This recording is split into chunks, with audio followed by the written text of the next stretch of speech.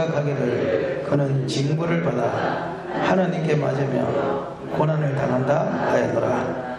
그가 찔림은 우리의 허물 때문이요 그가 상함은 우리의 죄악 때문이라. 그가 징계를 받음으로 우리는 평화를 누리고 그와 채찍에 맞음으로 우리는 나음을 받았도다. 우리는 다 양 같아서 그릇 행하여 각기 제 길로 갔거늘 여호와께서는 우리 모두의 죄악을 그에게 담당시키셨도다. 아멘. 할렐루야. 우리 옆사람 가면 인사들 합시다. 참 잘 오셨습니다. 앞뒤로도 참 잘 오셨습니다. 눈길 속에서 운전하기가 굉장히 어려울 것 같은데 또 이렇게 오주셔서 감사하고 또 하나님이 큰 은혜 주실 줄로 그렇게 믿습니다. 우리가 복음과 다른 복음에 대해서 하고 있는데 저는요 이 설교에 대해서 옛날에 참 부담을 많이 가졌지요. 그래서 설교는 자꾸 새로운 것을 만들어내는 제조회사가 돼야 되게 생각했어요. 그런데 빌립보서 3장 1절을 보니까 사도 바울이 이렇게 이야기합니다. 내가 너에게 같은 말을 쓰는 것이 너희에게는 유익하고 내게는 수고로움이 없느니라 그러더라고요. 그래서 사도 바울도 같은 말을 쓰는 것이 내게는 수고로움이 없고 너희에게는 유익하다는 거예요. 목회자들은 같은 말을 계속하는 것이 수고로움이 없고 같은 말을 하는 것이 성도들에게는 유익하대요. 설교를 한 번 하고 마는 것은 이것이 저는 이제 신학교 때 그렇게 배웠는데 그러나 그것이 아니더라고요. 같은 말. 제가 탁구를 참 좋아합니다. 탁구를 오래 쳤지요. 그러나 한 번도 배운 적이 없습니다. 탁구를 그냥 탁구장에서 그냥 제 혼자 그냥 사람들하고 치면서 늘었는데 하여튼 도전 정신을 가지고 열심히 쳐서 하여튼 굉장한 수준에 많이 올라갔었습니다. 신학교 다닐 때는 제가 그때는 다 노가다 탁구였으니까요. 그때는 전국 목회자대회 나가서 그때 우승도 한번 해봤으니까 잘 치지요, 그지요? 그런데 이제 지금 시대가 바뀌어가지고 탁구 라켓이 다 바뀌었어요. 이게 옛날에 이렇게 잡았는데 지금은 다 이렇게 숟가락 잡듯이 잡는 것으로 테니스 라켓 잡듯이 잡는 것으로 다 바뀌었습니다. 그러다 보니까 나이가 들고 하니까 이제는 라켓을 바꿔야 될 때가 와가지고 라켓을 이제 그 라켓으로 바꾸면서 자세가 완전히 다르기 때문에 레슨을 받았어요. 레슨을 6개월 동안. 그런데요 6개월 동안 레슨을 받아보니까요 자세가 맨날 바뀌지를 않더라고요. 맨날 똑같은 거 이것만 6개월입니다. 다른 거 하나도 안 가르쳐요. 이것만 6개월 했어요. 이것만 6개월 했어요. 어제도 이거 또 오늘도 이거 내일도 이거 다른 사람들한테 물어보니까 6개월 더 해야 되는데 저는 그냥 6개월 하고 그만뒀어요. 그냥 아예 탁구를 잘 칠 시간이 없어서. 그런데 탁구도 치보니까요 같은 것을 반복하지 않으면 절대 실력이 늘지 않습니다. 왜 이거를 6개월을 이렇게 오래 합니까? 이러니까 그렇게 이야기하더라고요. 숟가락 잡듯이 이렇게 잡을 때는 이 젓가락 잡듯이 잡을 때는 이 밑에 아래쪽 근육을 쓴대요. 그래서 이 근육이 기억을 하고 있대요. 그런데 이제는 테니스 라켓 잡으니까 안쪽 근육을 쓰는 거예요. 쓰는 근육이 다른데 그냥 내가 머릿속으로 생각할 때는 안쪽 근육을 써서 친다는 거예요. 계속 그 자세로. 근데 급해지면 어느 근육이 나와요? 바깥 근육이 나온다는 거예요. 그 자세가 완전히 달라진다는 거예요. 머리로는 아는데 근육이 기억을 못한다는 거예요. 그럼 언제까지 그럼 이거 쳐야 됩니까? 간단하대요. 이 근육이 기억할 때까지. 어떤 자세에서도 이 근육을 사용할 수 있는 그 근육이 그것을 기억할 때까지. 목사님, 저는 교회 다녀서 10년 이상 말씀 듣고 20년 이상 말씀 들었는데 언제까지 내가 이 말씀 또 들어야 됩니까? 당신의 영이 완전히 그것을 기억할 때까지. 평소에는 아는 것 같습니다. 그런데 운전하고 가다가 갑자기 옆에 하나 끼어들면 에이 막 여긴 오지요? 아직까지 당신의 영의 근육이 그걸 기억 못하는 거예요. 그냥 혼의 근육만 그걸 기억하는 거예요. 언제까지 우리가 말씀을 읽고 말씀을 배워야 되냐? 그 말씀이 나의 영 속에 완전히 새겨질 때까지. 제가 잠언을 읽다가요 미치는 줄 알았습니다. 잠언을 50분 읽었거든요. 한 번에 그냥 다른 거 하나도 안 읽고 잠언만 50분 읽었어요. 잠언을 읽어보시면 알겠지만요, 계속 똑같은 말입니다. 다른 말이 없어요. 처음부터 끝까지요. 좀 다르게 나가다 싶으면 또 같은 말, 좀 다르게 나가다 싶으면 또 같은 말. 그거를 50분을 읽는데요, 한 30분 읽고 나니까 성경집을 던지고 싶더라니까. 진짜. 그런데 왜 50분 읽었어요? 그러니까 내가 마음속에 정해놓고 이거를 50분을 읽어서 내가 이사야를, 잠언을 완전히 내 것으로 만든다, 그렇게 생각했기 때문에 그거 채우려고 50분을 읽은 거예요, 그때는. 야, 근데 50분을 읽는 게 쉬운 게 아니다, 힘듭니다. 그런데도요, 그렇게 하고 나니까 그것이 내 가슴판에 새겨지는 그 놀라운 역사가 있더라고요. 그래서 설교는 자꾸 새로운 것을 만들어내는 제조 공장이 아니고, 한번 따라합시다. 같은 것을 말하는 것이 내게는 수고로움이었고 너희에게는 유익하니라. 그건 제가 말한 것이 아니고 사도 바울이 빌립보서 3장 1절에, 이것도 안 믿으시는 분들이 계셔서 찾아봐야지. 빌립보서 3장 1절 한번 찾아봅시다. 빌립보서 3장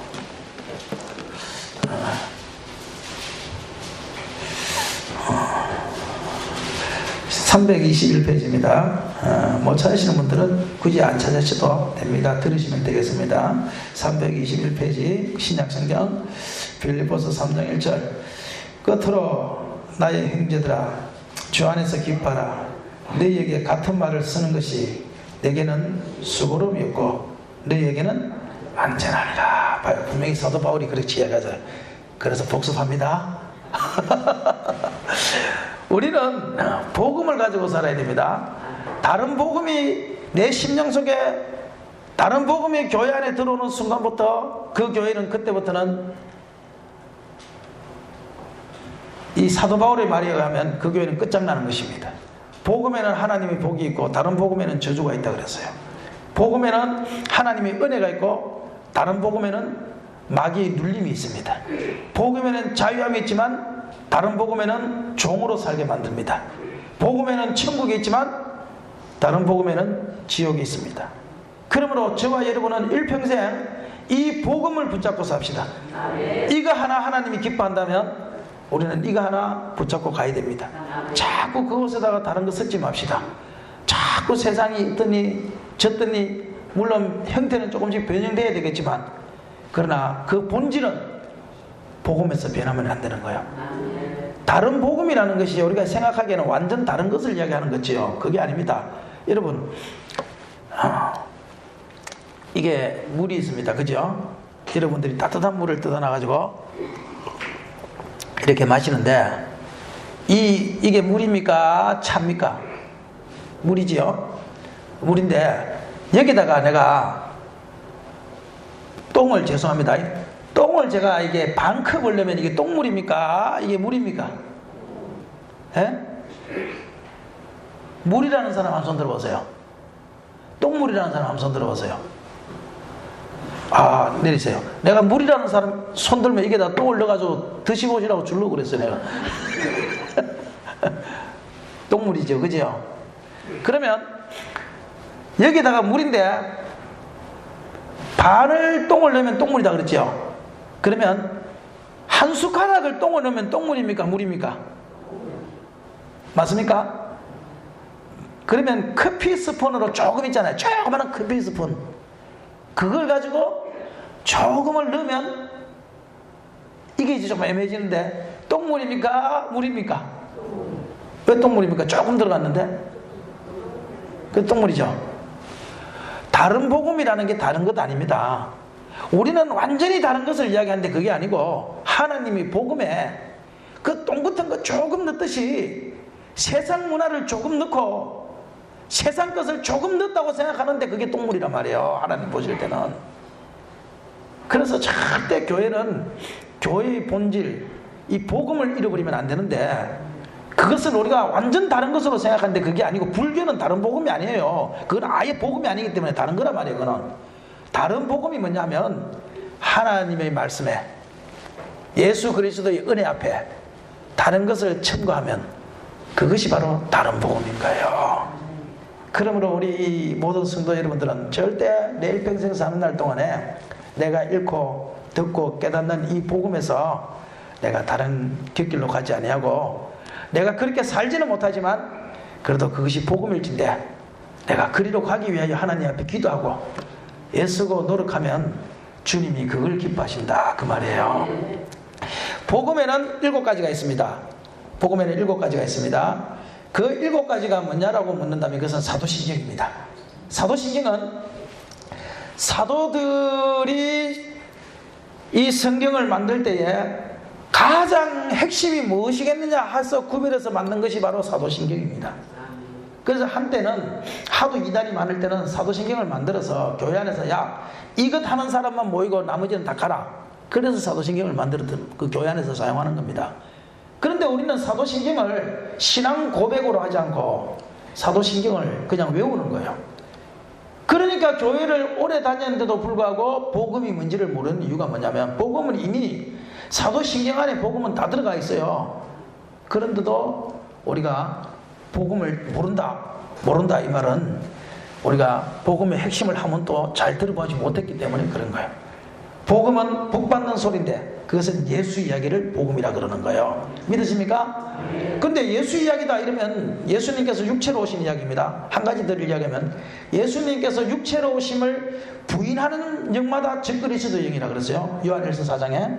그러면 예수님께서는 지금 우리가 성경에서 가르치는 이 모든 것은 영으로 일어난 일이 아니고 육체로 일어난 일을 이야기하는 거예요. 예수님께서는 영으로 이 땅에 오신 게 아니에요, 여러분. 예수님은 동정녀 마리아에게서 성령을 통하여 실제로 육체를 입고 이 땅에 오신 거예요. 그걸 부인하면 그것이 즉 그리스도라는 거예요. 그래 오늘 교회 안에 신천지나 이런 어떤 거짓된 이단들이 영으로 임했다라고 말하는 그 모든 것들이 얼마나 많은 건지 몰라요. 그러나 요한일서 4장에는 분명히 육체로 오심을 부인하는 영마다 즉 그리스도 영이다 그랬어요. 저와 여러분은 예수님께서는 영으로 오신 것이 아니고 하나님이신 그 예수님이 동정녀 마리아의 배를 빌어서 성령으로 이 땅에 오신 것을 믿으십니까? 믿는다면 그 믿는 것은 하나님의 표적인 것입니다. 마리아를 보라, 강보에 누인 아기 예수를 보라, 이는 표적이니라 그랬어요. 마리아의 뱃속에서 태어나는 것이 그것이 표적이고 그것이 성령으로 하셨기 때문에 기적이라면 저와 여러분의 이 심령 속에서 그것이 믿어진다, 육체로 오신 것을 믿어진다, 그러면 그것 자체가 표적이요 그것 자체가 기적인 줄 믿어집니까? 그러므로 우리가 다른 사람들이 이야기할 때에 다른 기적 많지만 저와 여러분은 이미 기적을 체험하고 있는 사람이에요. 왜? 그 사실을 믿는다는 것 자체가 표적이거든. 아무나 못 믿는다 그랬잖아요. 그러니까 저와 여러분이 그 믿음을 가지고 있다, 그 말은 저와 여러분은 지금도 기적을 믿고 있다 이 소리와 같은 거예요.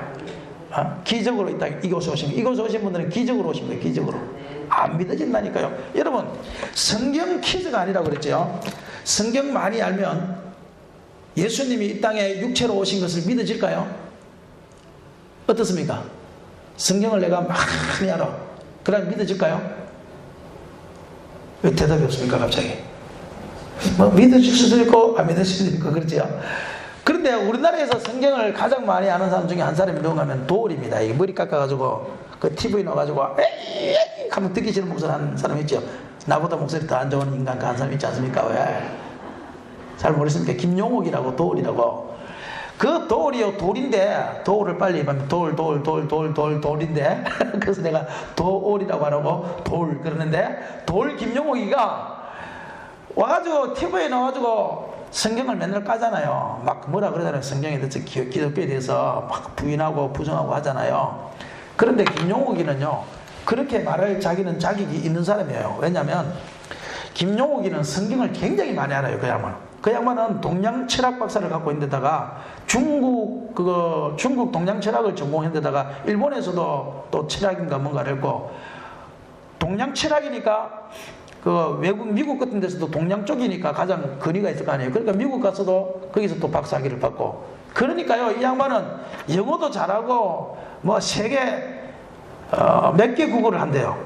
그리고 성경도요 뭐 헬라 히브리어도 얼마나 잘하는지 몰라요. 말하는 거 보면요. 예. 아우 돌이 어떻게 그렇게 잘하는지 몰라요. 잘해요 그 사람들요. 그래 그러니까 그 사람하고 목사님하고 저하고 성경 이야기하면 제가 그 사람을 이길 수가 없습니다. 왜 못 이기느냐? 그 사람이 히브리어 헬라어로 이야기하면요, 나는 히브리어 헬라어 하나도 몰라요.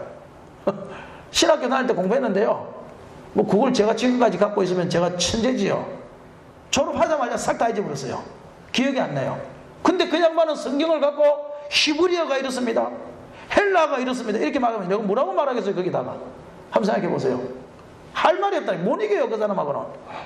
그런데 중요한 것은 뭐냐면요, 성경을 아무리 많이 알아도 예수님께서 베들레헴에서 태어나신 것을 알고, 예수님이 몇 살에 죽은 것도 알고, 예수님이 무슨 일을 하신 것도 알고, 다 성경을 달달달달달달 창세기에서 요한계시록까지 다 외워도 너가 예수께서 육체로 오심을 믿느냐?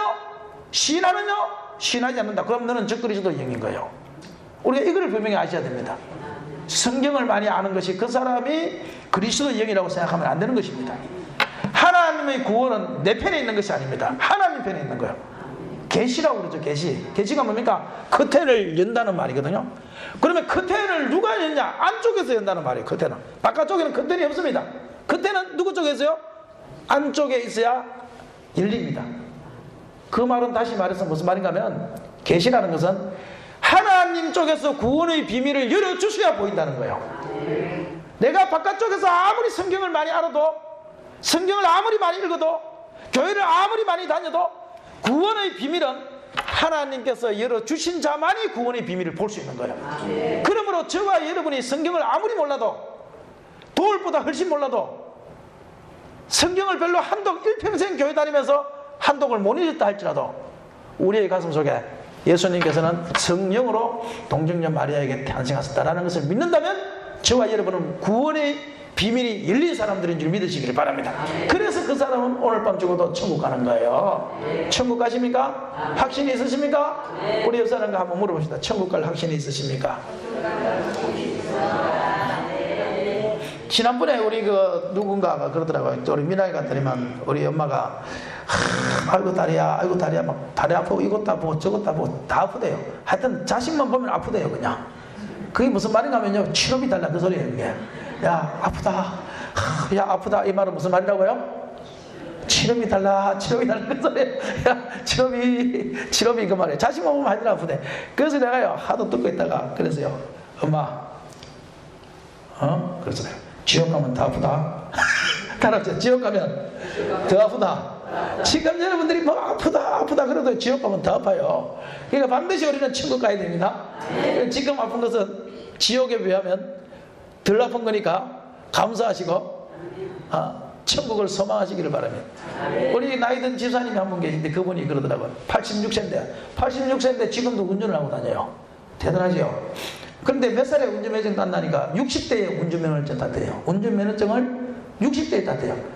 그런데 이제 70대 됐는데 탈북자 한 명이 지금 들어와가지고요, 이것도 아프고 저것도 아프고 이러니까 이 집사님이 앉아서 하시는 말씀이, 할머니 그러더라고. 자기가 할머니 또 그분 보고 할머니라고 그러대.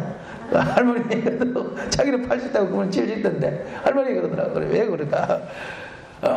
아파야 천국을 소망하지, 안 아프면 이 세상에 영원히 살고 싶어서 안 돼요 그러더라고. 따라서 아파야 천국을 소망한다. 아플 때일수록 더 기도해라 그 소리예요. 안 아프면 이 땅에 영원히 살고 싶어서 안 된다는 거예요. 그래서 하나님은 아픔을 통해서 천국을 삼아도록 만든다는 거예요. 네, 그래서 그게 진리라고 생각했습니다.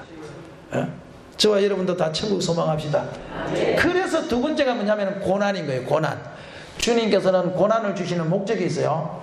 내 세계 새 생명이 태어났어요. 내가 예수님을 믿습니다 하는 그 순간, 예수님이 성령으로 이 땅에 오셨습니다, 하나님이신 예수님이 성령으로 이 땅에 오셨습니다 하는 그 순간에 내 속에서 새 생명이 태어나는 거예요. 그 거듭났다고 그래요.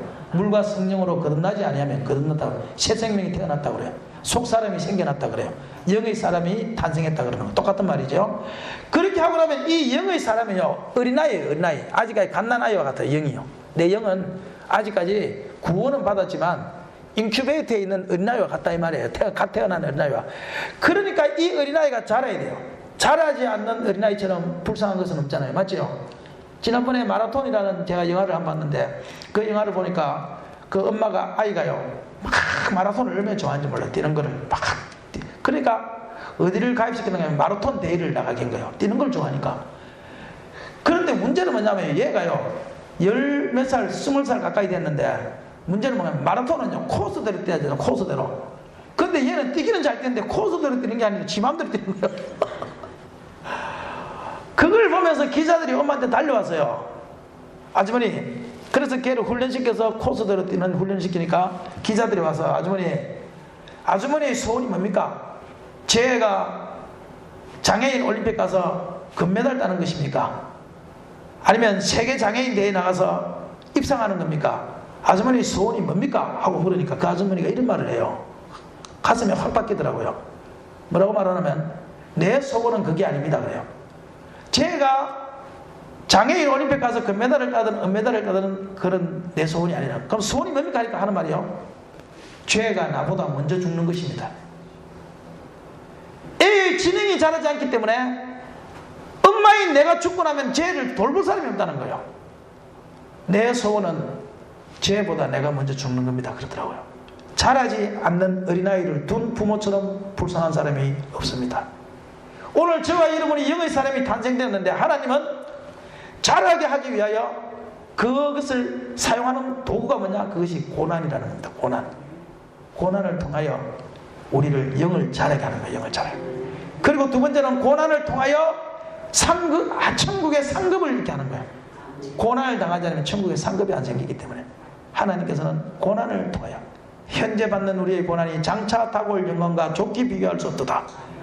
그 영광의 상급을 받게 하기 위하여 하나님께서 고난을 주시는 거예요. 그리고 세 번째는 마귀의 시기 때문에 고난이 와요. 마귀의 시. 새 생명 얻은 것, 이것이 마귀가 얼마나 시기한지 몰라요. 마리아 속에 새 생명 예수가 들어가니까 마귀가 시기하여 애굽 왕을 통하여 죽이라고 그러잖아요. 그래서 그때부터 마리아에게 고난이 오는 거예요. 우리 속에 예수 새 생명이 태어나니까 마귀가 시기하여 남편을 통하여, 직장 동료를 통하여, 아는 사람을 통하여 저와 여러분을 시기하여 그 새 생명을 죽이려고 고난이 오기 시작하는 거예요. 그러니까 고난이 올 때 우리는 내 힘으로 고난을 이기지 못하고 성령께서 애굽으로 도망가라 말한 것처럼 성령께서 우리가 고난을 이길 수 있는 능력을 우리에게 주십니다. 그 고난을 이기시기를 바랍니다. 여러분이 받는 그 현재의 고난은 장차 다가올 영광과 좋게 비교할 수 없도다. 이 고난에는 보통 세 가지가 옵니다. 하나는 하늘에서 도는 시험이 있어요. 하나님이 나를 괴롭혀요. 왜 하나님 나를 괴롭히는지 모르겠어. 내가 한참 고난을 길을 갈 때요, 하나님이 진짜 많이 괴롭히는데 하나님이 꼭 나를 괴롭히려고 계신 분 같아요. 하나님이 할 일은 그렇게 없습니까? 왜 하나님은 나만 괴롭힙니까? 이런 생각이 들더라고. 물질적인 시험, 사람을 통한 시험, 목회자 같은 동료를 통한 시험, 하여튼 성도를 위한 당하는 시험, 시험이라는 시험은요 다 한꺼번에 찾아오기 시작하더라고요. 한꺼번에 물질부터 시작해서. 제가요 그때 힘들고 어려울 때 우리 집이 7평짜리에 살았습니다. 7평 7평 방에 내 식구가 살았어요. 내 식구가. 그래서 7평 방에 내 식구가 살 수가 없으니까 제가 이제 교회 가서 이제 강대상에서 그냥 잤지요. 강대상에서 뭐 잘 데가 없으니까 교회 그렇다고 방이 하나 있는 것도 아니고 하니까. 그래서 제가 한 2년 3년을 그냥 교회 가서 무조건 잤어요. 그냥 그 춥든지 뭐 어쩌든지 간에 기도하러 간 것이 아니고 잠잘 데가 없어서 그냥 교회에서 잤어요. 잠잘 데가 없어서. 하여튼 그렇게 하는데 나중에 한 번은 그 소방서한테 전화가 왔어요. 소방서에서 119 대원이. 그래서 제가 소방서 전화할게요. 김창환 씨입니까? 그러더라고요. 네, 그렇습니다. 그러니까 영인이 아버님 되십니까? 그러더라고요. 네, 그러세요. 그러니까 누구십니까? 그러니까 119 소방대원이래요. 그래, 왜 그러세요? 그러니까 그 영인이가 지금 중학생인가 고등학생 때인데 고등학교를 할 때인가. 그런데요, 얘가 공을 차다가 이렇게 넘어져가지고 무릎이 이렇게 깨졌대요. 그래서 수술을 해야 되는데 몇 바늘을 기부해야 된대요. 그래요. 그러면 하면 되죠. 그러니까 얘가요 병원에 데려가려니까 병원을 안 간다는 거예요. 병원을. 야, 너 병원 가야지 왜 병원을 안 가? 그러면 119를 왜 불러서 그럴까? 자기가 부른 게 아니고 옆에 있는 친구가 부른 거예요. 애가 피가 나니까. 그래서 그럼 병원 가야지. 그러니까 얘가 대반에 하는 말이 뭐라고 하냐면 이렇게 말을 해요. 병원 못 가요. 그러네요. 왜 못 가? 그러니까 우리 아버지 돈 없어요. 야, 수방서가 그 이야기를 하는데 아버지가 돈이 없어서 애가 그 2만 원도 들지 않는 그 돈이 없어서 병원을 못 간다는 거예요, 애가. 그러니까 그 큰 돈은 아니지만 얘가 볼 때 아버지가 얼마만큼 돈이 없는 것으로 느껴졌으면, 실제로 뭐 돈도 없었고요, 그 당시에는. 그러니까 얼마나 돈이 없는 것으로 느꼈으면 애가요, 그 꼴랑 그거 병원비 몇 푼 드는 거 그거 소방서 대원한테 돈이 없어서 병원 못 간다 할 정도로, 그 정도로 제가요 힘들었습니다. 나중에는 진짜 막 고민하고 걱정하다가 카드값 때문에 카드값을 계속 이렇게 돌려막기라고 그러지요. 돌려막기 해보셨나요? 그 돌려막기 카드값을 하는데, 이 카드를 이제 하고 나면 다른 카드를 가지고 6개월 이렇게 하고, 그 다음에 그 카드 하고 나면 다른 카드 6개월 하고 이러는데요, 처음에는 돈이 작아지지만 나중에 카드 3개가 6개월씩 넘어가다 보면 나중에는 2달, 3달째 가도 돈이 불어납니다. 감당이 안 되는 거예요, 이게요. 감당이요. 나중에 한 1,000만 원 이상이 막 나오는데 감당이 안 되더라고. 그 당시에 그래가지고 이거 어떻게 할 것인가 하고 막 걱정을 하다가요, 나중에 내 마음속에 성경의 은혜를 받고 나서 어떤 마음이 하오는가 하면요, 에이 가지 거 뭐 감옥 가지 뭐, 이런 생각이 내 마음속에 확 들어오더라니까요. 그 감옥 가는지 안 가는지는 몰라요, 저는 한 번도 경험을 안 해봤으니까. 근데 그 마음속에 에이 감옥 가지 뭐, 이런 마음이 확 들어오는 거예요. 그 다음부터 자유함이 얻어지더라고요. 에이 기껏해야 감옥밖에 들어가겠나. 오늘도 카드값 때문에 걱정하시고 근심하시는 성도 여러분들이요, 기껏해야 감옥밖에 안 갑니다. 그거는 고문도 없습니다. 걱정하지 마십시오. 그래서 에이 기껏해야 뭐 감옥이나 가지 뭐, 이렇게 이제 작전을 다 하고 나니까 마음이 그때부터 조금 편해지더라고요. 그래가지고요 하고 있는데, 그래도 서울로 계속 말씀 공부를 하러 이제 다니는데, 그날도 서울 가려고 비행기표를 끊어놨어요. 비행기표를 딱 끊었는데 어떤 목사님한테 전화 왔어요. 생전 이름도 모르고 얼굴도 모르고 만나본 적도 없어요. 만나본 적도 없는 목사님한테 전화가 왔어요. 그래 왜 왔습니까? 이렇게 하니까 지금 자기가 제주도를 왔대요. 그래서 나를 좀 만나재요. 그래 제주도를 왔는데 왜 쟤를 만납니까? 그러니까 그냥 좀 만나고 싶대. 그래서 와가지고요, 그러면 할 수 없지, 그럼 교회에서 만나야지. 아주 교회에서 만났단 말이에요. 교회에서 만났는데, 만나서 딱 하시는 말씀이 뭐 교회 행편 사정 뭐 물어보더니만요, 그 자리에서 교회 사무실에 전화를 하더니만요, 계좌번호 몇 번이니까 여기다가 돈 1,000만 원인가 2,000만 원인가 제가 정확히 지금 기억은 안 나는데 그 액수를 보내 이러더라고요. 그래 알고 보니까 옆에 있는 교회 그 목사님이 이 어려운 교회를, 우리 교회를 추천을 했나 봐요. 그래가지고 그 자리에서 카드값을 다 갚고 나니까 이분은 이제 성전건축회라고 줬는데, 근데 저는 뭐 그거 성전건축할 지금 지혜가 있습니까? 감옥 가게 생겼는데 그래가지고 그 돈을 가지고 그날 당장 카드값에서 전부 다 빠져나가 버려. 돈 들어오니까 뭐 즉시 빠져나가더구만요. 카드값은 이거는 그게 없더구만. 지가 알아서 빠져나가더구만. 그냥 내가 갚는 게 아니고 그래가지고요 다 갚고 나니까 몇천 원 남더라고. 몇천 원. 그 당시에 그 정도까지 제가요 물질의 바닥까지 갔습니다. 물질의 바닥까지. 애가 돈이 없어서 병원 못 갔네. 야, 하여튼요 사람을 통해서 이 고난이 오는데 누가 무슨 한마디만 해도 내 속에는 시험이 오고 어마어마하게 없다. 시험이라는. 여러분들이요 예수 믿으면 내가 하나님의 은혜를 딱 받는 그 순간부터 고난이 없다고 생각하면 안 되는 거예요. 그 고난은 나를 영을 키우기 위한 고난이에요. 그 영은 나에게 하늘의 상급을 쌓기 위한 고난이에요. 그 영은 내 영이 자라지 못하게 마귀가 시게 하여 주는 고난이에요. 절대 고난이 왔을 때 그것 때문에 염려하거나 근심하지 말고, 내 속에 성령이 들어오셔서 내가 예수를 믿는 그 순간 그 성령은 나의 영을 자라게 하시는 영이기 때문에 고난을 넉넉히 이길 수 있는 믿음도 같이 주시는 거예요. 아멘. 그것 속에서 기뻐할 수 있는 능력도 같이 주시는 거예요. 그렇기 때문에 절대 고난이 오거나 막 희추하거나 슬퍼하거나 좌절하거나 하지 마시고, 그 고난 속에서 내가 오히려 하나님을 향하여 찬송하십시오. 고난 속에서 오히려 주님을 더 붙드십시오. 그러면요 어느 순간인가 그 고난이 딱 끝나는 순간에 가보면 내 영이 얼마만큼 자라있는지 한순간에 느끼는 거예요. 제가 그동안 목사되고 20년 생활했던 그때의 영보다 그때 몇 년 동안의 고난을 통하여 단련된 그때의 나의 영성이 훨씬 올랐다는 사실을 여러분들은 기억하셔야 됩니다. 아멘. 하나님은 고난을 통하여 우리를 단련시키는 거예요. 고난을 통하여 하늘의 상급을 주시는 거예요. 아멘. 고난을 통하여 마귀를 이길 수 있는 능력을 주시는 거예요. 그러므로 고난을 두려워하거나 슬퍼하지 마시고 고난 속에서 사도 바울처럼 항상 기뻐라. 내가 다시 말하노니 기뻐라. 항상 기뻐라. 쉬지 말고 기도하라. 범사에 감사라. 고난을 이기시길 바랍니다. 우리 여사랑 가면 인사들 합시다. 고난을 이깁시다. 하나님의 영이 내 속에 충만하고 내 영이 자라면요, 고난이 와도 고무신을 신어도 꽃신을 신은 것 같아요. 고무신을 신어도. 에? 하나님의 영이 내 속에 충만하면. 그러니까 그때부터 하나님이요, 이제 저에게 온 거의 마지막 고난의 시험이 이제는 우리 아들 대학 문제였던 것 같아요. 그 이후부터는 이제는 큰 고난은 제가 없는 것 같은데, 지금은 이제 우리 아들이 석사 학위를 지금 받고 있는데, 대학원에서 얘는 학원을 한 번도 안 다녔습니다. 진짜 3년이 아니고 재수하는 4년 동안요, 학원이라는 학자도 안 다닙니다. 뭐 돈이 있어 학원을 보내지요. 그런데 얘가 대입시를 딱 보고 시험을 쳤는데 떨어져서요. 떨어졌다고. 떨어졌는데 대기 순번 1번이야. 1번. 1번이면 합격이에요. 떨어져요. 합격이잖아요. 거의 다 합격입니다. 그래서 우리는 마음을 놓고 있어도 붙는다고. 3일인가 4일 이렇게 여유를 주더라고요. 주는데요, 문제는요, 그 다음부터 컴퓨터를 들어서 계속 보는데 대기 순번 한 명이 안 줄어드는 거야. 이게 문제는 다른 애가 다른 데 가줘야 이게 들어가는데 안 들어가지는 거예요. 3일 동안. 마지막 날 됐는데도, 마지막 날 저녁 밤 12시에 봤는데도 한 명이 안 빠지네. 글쎄 이게. 그런데요, 우리 아들은요, 그냥 끄떡없이 한번 재수했잖아요. 지금요, 끄떡없이 이렇게 있는 거예요.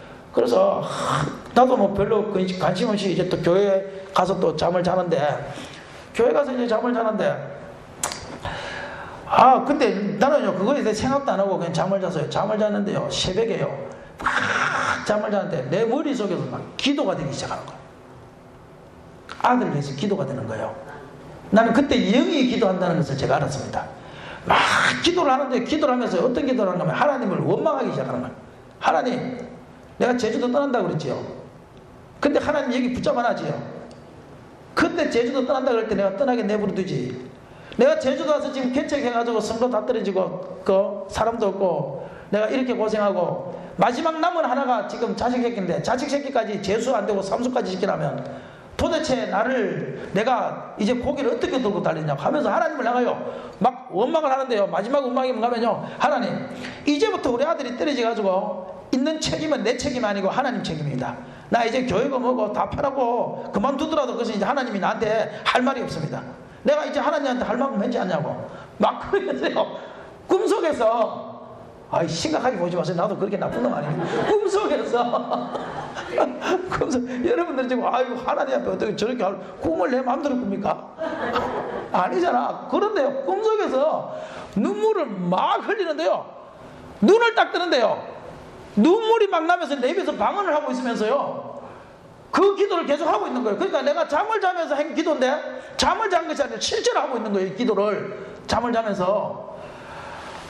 그래가지고 그 다음날 아침에 일어나자마자 제가 이제 우리 아들이 이제 합격하면은 등록금을 우리 동생이 대주겠다 그랬더라고요. 그래서 했는데, 그 다음날 탁 일어났는데, 내 마음이 이렇게 찢어지는데 우리 아들이 마음은 얼마나 찢어질까, 그런 생각이 들더라고요. 맞죠? 그죠? 부모의 마음이 이렇게 찢어지는데 당사자의 마음은 얼마나 찢어지겠어요? 똑같습니다. 저는 목회를 해보니까 그렇더라고요. 성도들이, 목회가 왜 힘든가 하니까 성도들이 문제가 내 문제가 돼버리더라고요. 이게 저 집에 지금 공무원 시험이 합격을 해야 되는데 못해가지고 집에서 놀고 있으면 그 엄마의 문제잖아요. 그런데 그 문제가 내 문제가 되더라니까요. 그 엄마와 똑같이 나도 괴로운 거예요. 제가, 하나님, 제 집사님이 저렇게 기도하고 헌신하는데 제가 지금 저렇게 되면 나는 뭐가 됩니까? 나하고 상관없잖아요. 걔가 뭐 내 아들도 아닌데. 동의를 영 안 하시는 눈초리를 가지고 보시가지고 동의하십니까? 네. 내가 아무 상관없잖아요. 그 집 아들인데, 김 지사님 아들인데. 그런데도요, 그 문제가 누구의 문제가 된가 하면 내 문제가 돼버리는 거예요. 그러니까 성도가 10명이 있으면 10명이 문제가 있으면 10개의 문제가 다 내 문제가 돼버린다. 그래서 목회가 힘들더구만요. 그러니까 목회는 성도가 없는 게 그래도 물질적으로 힘들어도 조금 덜 힘들더라고요. 목회 그래서 힘들더라고요. 해보니까 그날 저는요, 우리 아들 문제인데 아들과 부모는 하나라, 이게 내 문제가 된 거예요. 그래서 내가 아침에 일어나자마자 그리고 이제 일어나면서 막 눈을 막 뜨고 기도를 하면서 막 이러는 거예요. 막 그런 기도를 하고 이제 그 다음날 눈을 뜨고 이제 전화를 했어요. 아들한테 전화를 해가지고 야 오늘 점심 같이 먹자. 그랬어요. 그러죠 뭐. 그렇게 해서 얘는 이제 의기소침해가 있는 거예요. 이제 오늘 뭐 3시까지인가 안 되면 끝난 거니까 12시까지도 연락이 없으니까. 그래가지고 얘를 점심을 사 먹이러 갔는데 제가요 그날 횟집에 가가지고 최고 횟집 비싼 거를 사 먹였어요. 가가지고 그 애를 위로해 주려고. 그래가지고 걔와 밥을 먹으면서 제가 그 소리 했어요. 야 사람이 인생을 살면서 말이야 대학을 1년 먼저 가고 2년 먼저 가고는 중요한 게 아니다. 그 1년 2년이라는 세월은 너가 볼 때는 크지만 나중에 세월에 가서 그 80평생 사는 동안에 1, 2년은 결코 큰 게 아니기 때문에 너가 지금부터 한 번 더 재수를 해서 공부를 해라. 공부를 해서 할 때 내가 이제는 내가 어떤 수를 써서라도 내가 택시 운전을 해서라도 내가 너를 학원비를 대주겠다. 너에게. 그러니까 내가 서울에 가가지고 좋은 학원을 다녀라. 내가 그것은 책임지고 내가 밀어주겠다. 그렇게 밥을 먹으면서 그 이야기를 했어요. 그렇게 하니까 제가 이제 알았다고 고개를 끄덕끄덕 하더라고요. 그래서 내가 1년 재수하더라도 올해 넣었던 대학교보다 더 좋은 대학교를 들어가자. 그렇게 해가지고 제가 그한테 자신감을 불어넣어주고 이제 기도하고 그래서 이제 집으로 태워다주고 저는 이제 차를 타고 교회로 오는데요. 운전을 해가지고 막 눈물이 나는 거예요. 걔를. 또 제 1년을 더 어떻게 저렇게 해야 되냐는 생각 때문에 애가 불쌍해서 나는 괜찮은데 그런데요. 교회 거의 다 왔는데 전화가 왔어요. 전화가 오더니만 이렇게 이야기를 해요. 어디입니까? 하고 물었더니만 어떤 대학교입니다. 그래요. 그래서 내가 그래요? 하고 반가워가지고 그랬더니만 왜 그러세요? 그러니까 30분 내로 등록금을 낼 수 있나요? 이러는 거예요. 한 명이 빠진 거예요. 할렐루야. 네. 그래가지고 낼 수 있습니다. 그래가지고 운전대를 은행으로 바로 틀어서 15분 나가라고 등록금을 냈습니다. 아멘? 그래서 지금 대학교를 졸업하고 지금은 대학원을 다니고 이제 올해 대학원 졸업하는데 이제 박사학위를 이제 받겠다고 자기가 이제 공부를 한다고 그렇게 해서 그렇게 해라. 이제 그렇게 해놨단 말이에요. 그런데 그 이후로부터 제가 물질의 그런 고난을 받고 나중에 자식까지 고난을 받았는데 그런데 제가 그때 깨달은 게 있어요. 아하, 히스기야가 마지막 자기가 어렵고 힘들고 죽어갈 때에 그때 자기가 하나님 앞에 이렇게 사정결단을 하잖아요. 하나님, 내가 했던 일을 기억하여 주세요. 추억하여 주세요. 내가 젊은 나이에 왕이 돼가지고 그 엄마가 싫다는 우상 숭배를 전체를 다 없애버리고 엄마가 안 된다는 것도 내가 방대가면서 하나님을 위하여 산당을 다 회파하고 모든 것을 다 회파했지 않습니까? 하나님 그 일을 기억하여 주세요 하고 하나님 앞에 마지막 붙잡은 것이 뭔가 하면은 나의 했던 일을 하나님 기억하여 주세요.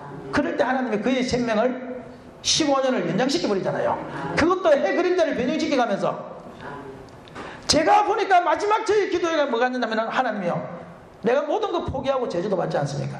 제주도를 떠나려고 할 때도 그때 떠날 수 있었는데도 그때 마지막 날 저보고 오라고 서울에서 연락이 왔거든요. 그때 갈등을 했었습니다. 그때 갈등할 때 제가 하나님 앞에 결단하고 제주도 남아있지 않냐고 그때 안 가고. 그런데 나는 이렇게 회신했는데 하나님은 내 자식 새끼 하나 그렇게 책임을 못 주면 되냐고. 내가 마지막에 눈물 흘러가면서 꿈속에서 했던 기도가 히스기야 기도와 똑같은 기도더라고 보니까. 나중에 알고 보니까. 아멘? 아멘. 주와 여러분도 마찬가지입니다. 고난의 길을 걸어가십시오. 찬송으로 걸어가십시오. 승리하십시오. 이길 수 있습니다. 그러나 고난의 길을 걸어가면서도 하나님 앞에 힘을 써야 됩니다. 마지막 최종의 고난이 있을 때는 내가 심은 것을 가지고 하나님과 사정결단해야 되는 거예요. 야보고의 가까이 기도는 내가 심은 것을 가지고 기도하는 것입니다. 그리고 이 땅에서 사업하다가 망하고 뭐 하면 아무것도 남는 거 없습니다. 어차피 우리는 하늘에 심은 것만 남는 거지요. 맞지요?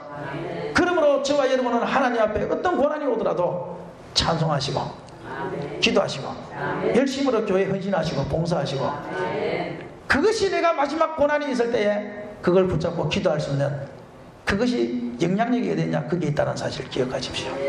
그래서 그 고난을 제가 걸어와가지고 지금 이렇게 됐지요. 여기까지 왔지요. 여기까지 왔는데도 뭐 지금이라고 뭐 고난이 없겠습니까만은 그러나 그때 워낙 많은 고난을 당해가지고 지금은 뭐 어떤 웬만한 게 와가지고 그냥 찬송이 입에서 끊어지지 않습니다. 지금은 하나님이 내 영을 그만큼 키우고요.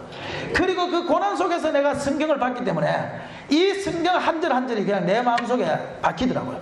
아브라함을 보면서도 내 이야기, 고난 이야기를 봐도 내 이야기, 이삭 이야기를 봐도 내 이야기, 야곱을 봐도 내 이야기, 성경 하나하나가 가시나무를 봐도 내 이야기, 다 내 이야기, 내 이야기, 내 이야기로 보이기 시작합니다. 그것이 왜냐? 하나님께서 나의 영을 그만큼 키웠기 때문에.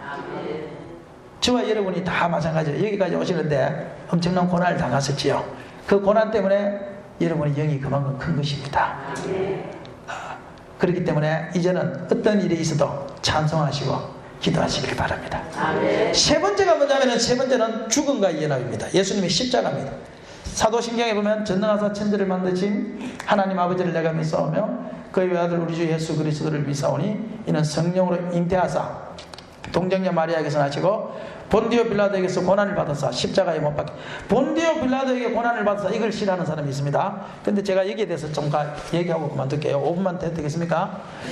본디오 빌라도에게, 사도신경 어떤 장로님이, 큰 교회에 계신 장로님인데 저보고 그러더라고요. 자기는 사도신경을 안 한다는 거예요. 그래 왜 안 합니까? 그러니까 본디오 빌라도에게 고난을 받아서 이게 싫다는 거예요. 왜냐하면 본디오 빌라도에게 고난 당한 것이 아니고, 그때 본디오 빌라도는 풀어주라 그랬지만 그때 유대인이나 장로들이나 서기관들이 못 박으라 그런 거지, 본디오 빌라도는 풀어주라 그랬다는 거예요. 그리고 두 번째는 예수님이 우리 죄 때문에 죽은 거지 본디오 빌라도 때문에 그런 게 아니라는 거예요. 그래서 사도신경을 고쳐야 된다. 예수님이 우리 때문에 고난을 당하사 십자가에 달려 죽으시고 이렇게 고쳐야 된다는 거예요. 일리가 있지요. 그래서 제가 그 장로님 보고 그랬습니다. 장로님께서는 굉장히 잘못된 생각이라고 했어요. 왜냐하면 제가 조금 전에 말했지만 육체로 오신 것을 시인하는 영마다 그리스도의 영이요, 육체로 오신 것을 부인하는 영마다 즉 그리스도의 영이라고 그랬죠. 사도신경은 뭐냐면요, 전부 다 육체적으로 일어난 사건을 이야기하는, 육체적으로. 동정녀 마리아에게서 성령으로 잉태하신 것이 육체적으로 일어난 사건임을 믿으십니까? 그래서 지금 이단들은 그걸 자꾸 영의 사건으로 만드는 거예요. 영의 사건으로. 그게 안 된다고 육체적으로 일어난 사건을 사도신경에 넣은 겁니다. 그러면 본디오 빌라도에게 고난을 당해서, 이것도 한번 생각해 보세요. 그걸 우리 때문에 죽었습니다. 이거면 영적인 일이죠. 맞죠? 실제로는 누구 때문에 고난 당했나요? 본디오 빌라도죠. 본디오 빌라도가 총책임이었고 그가 도장을 찍었으니까. 아멘? 실제적으로 일어난 사건을 사도신경에는 다 기록하고 있는 거예요. 그러면서도 그거를 보면서도 영적으로 내가 주님을 십자가에 못 박았구나 이렇게 생각해야 되는 거지. 사도신경을 그렇게 영적으로 기록해버리면 그것은 영적으로 일어난 사건으로 만들어버리는 거예요. 이 사도신경은. 그것은 구원이 없습니다. 사도신경은 모든 사건 하나하나가 전부 다 육체적으로 일어난 사건임을 믿으시기를 바랍니다. 실제로 본디오 빌라도가 그때 재판을 했습니다. 만들어낸 이야기가 아니란 말이에요. 그럼에도 불구하고 우리는 고백할 때마다 나 때문에 주님이 십자가에 지셨군요 이렇게 고백하는 것이고, 사도신경은 실제적으로 일어난 사건을 기록하는 것입니다. 그러니까 실제적으로 예수님이 성령으로 동정녀 마리아에게서 탄생하셨습니다. 아멘. 실제적으로 본디오 빌라도에게 고난당하셨습니다. 아멘. 실제적으로 십자가에 못 박혔습니다. 아멘. 영적이에요, 실제예요? 실제입니다, 실제. 그러면 이제 이것이 문제예요. 예수님 3일 만에 부활하셨습니다. 아멘. 이것이 문제예요. 실제예요, 영이에요? 실제란 말이에요. 예수님 승천하셨습니다. 아멘. 실제예요, 영이에요? 예수님 다시 재림의 심판지로 오십니다. 아멘. 실제예요, 영이에요? 실제라는 거예요. 사도신경의 고백은 육체적으로 임하신 그 모든 것을 기록한 것이지 그가 영으로 이루어진 일을 기억한 것이 아니기 때문에 사도신경은 우리 죄 때문에 고난을 당하시고 십자가에 못 박히시고 이렇게 지금 안 되는 거예요. 본디오 빌라도에게 고난을 받았다. 그래야 실제적 사건이 되는 거예요. 실제적 사건이. 이해되시면 아멘. 아멘. 아멘. 그래서 사도신경은 저와 여러분이 암송회라고 만들어낸 것이 아니고 신앙 고백으로 만들어놨단 말이에요. 이것이 육체적으로 일어난 사건입니다. 주님이 동정녀 마리아에게서 그 높은 보좌를 버리시고 이 땅에 오셨습니다. 그리고 지금 내 심령 속에 탄생하신 줄 믿습니다. 주님이 그 본디오 빌라도에게 고난을 당하셨는데 나도 그 고난의 길을 하나님 기쁨으로 가기를 원합니다. 주님 십자가에 달려서 하나님 나의 죄 때문에 십자가에 달렸었는데 주님 지금도 주님께서 나의 십자가에 못 박히신 그것이 눈에 선명합니다. 나도 그 길을 걸어가게 하옵소서. 이렇게 기도하라고 사도신경을 만든 것이란 말이에요. 그래서 저도요 사도신경을 새거 지금 안 하고 옛날 고리교도 그냥 합니다. 훨씬 더 은혜스럽더라고요. 보니까 새거는 그냥 하나의 어떤 그거 하는 것밖에 안 되더라고. 그래서 하여튼 우리는 여기까지, 죽음까지. 근데 요 첫 번째 단추가 뭐냐면 성령으로 잉태한 겁니다. 첫 번째.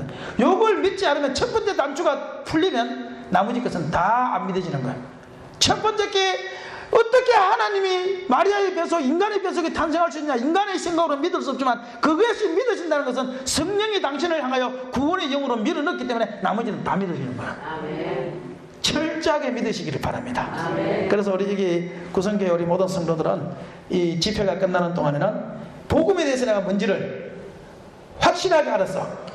복음 위에 서서 복음에 흔들리지 않으면 어떤 다른 복음이 와도 저거 이상의 다른 복음이야, 저거 이상의 이단이야, 저거 뭐가 문제가 있어 이단이야, 이렇게 우리는 걸러낼 수 있는 능력이 생긴다는 사실을 확신하시고, 오늘 밤에도, 오늘 이 새벽에도 기도하실 때에 하나님이여, 예수님 탄생 내 속에 하셨으니까 내 영을 강력하게 키워주옵소서.